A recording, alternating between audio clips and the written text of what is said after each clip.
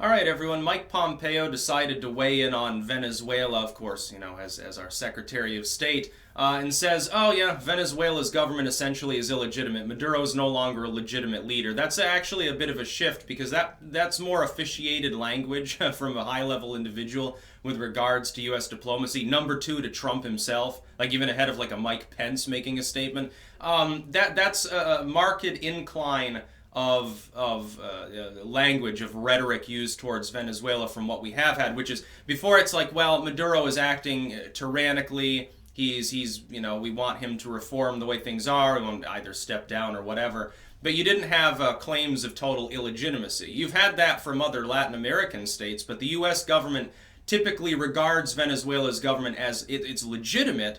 It's just a dysfunctional government. But here's the thing. This is prefaced on saying there's no economy there. They basically don't have a state. The borders there have become totally porous and refugees are spilling out everywhere. Things are beginning to break down to the point where Venezuela is almost totally non-functional.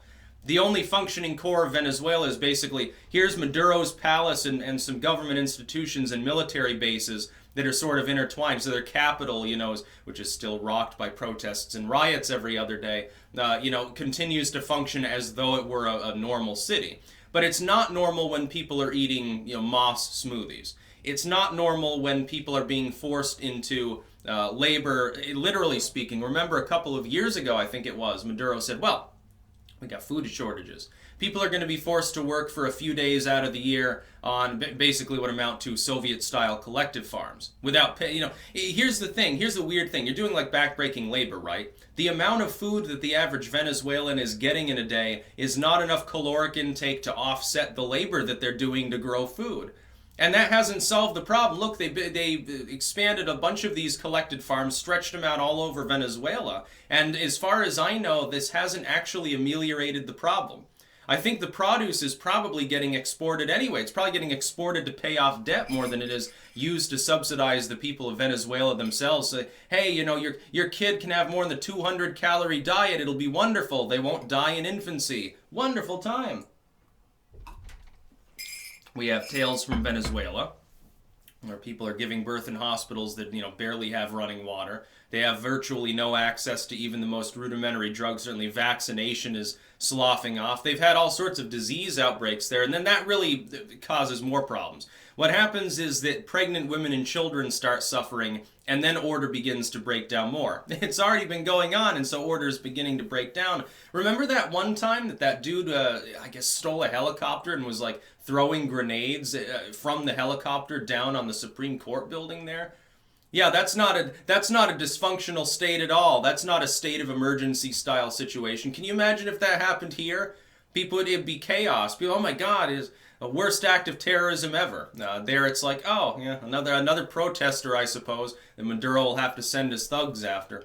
I'm not surprised, though, that Pompeo would choose this moment, because with the government of Venezuela showing signs of strain, and the economy non-functional, hyperinflation has taken hold. It's getting worse at an exponential rate. Their economy is collapsing outright. Like what was left of it, the last vestiges of its normal functions have begun to decline to zero.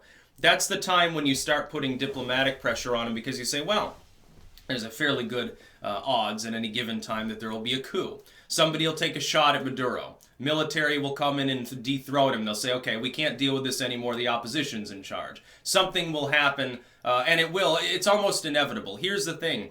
Despite the long-suffering nature of the Venezuelan people, year after year, the economy gets worse and worse. The culture has more and more strain. The debt load gets higher and higher. Debt to GDP ratio skyrockets and hyperinflation takes hold. Despite the long suffering, at some point somebody is going to get rid of Maduro. He'll either be thrown out by force or he'll be killed, and therefore, unless they're going to prop up his corpse Stalin style and embalm him and pretend he's still alive on an animatronic scaffold, it's going to be kind of difficult to keep Maduro Town going. The problem is, and I've spoken of this, the biggest problem with the situation is that the opposition is also socialistic. Their idea is Maduro goes and the economy magically improves. But it's still socialism, and that's what led to the situation. The problem is monocultured economics. It's entirely reliant on oil. 90% of the economy is crude oil. The crude oil, by the way, is not being extracted as much now either because it's worth less than it used to be by far, number one. Number two, the other problem is that they can't continue operating rigs that they can't maintain. They don't have the goods, and they don't have, in some cases, I think, the manpower. If you want me to work on an oil rig 10 hours a day, 6 days a week, you'd better believe I want a bigger cut. I want a bigger slice of the pie, but there's no pie in Venezuela.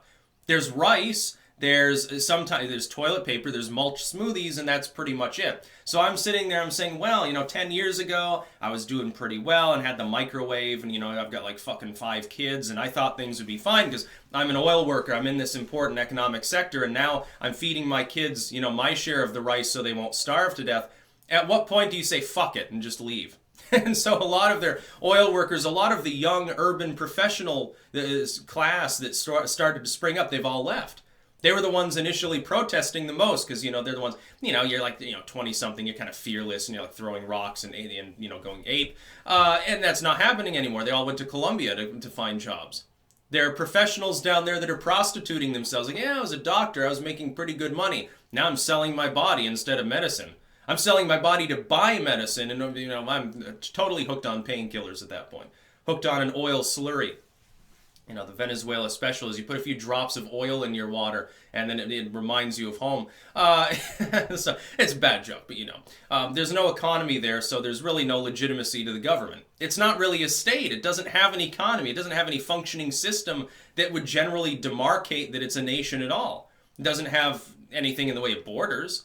Its military is becoming more dysfunctional by the day. At what point are they not really even going to be able to defend themselves as a nation? Somebody else might come in and get rid of Maduro. So Pompeo's right. But he would have been right if he had said the same thing a year ago. That's about all. Peace out.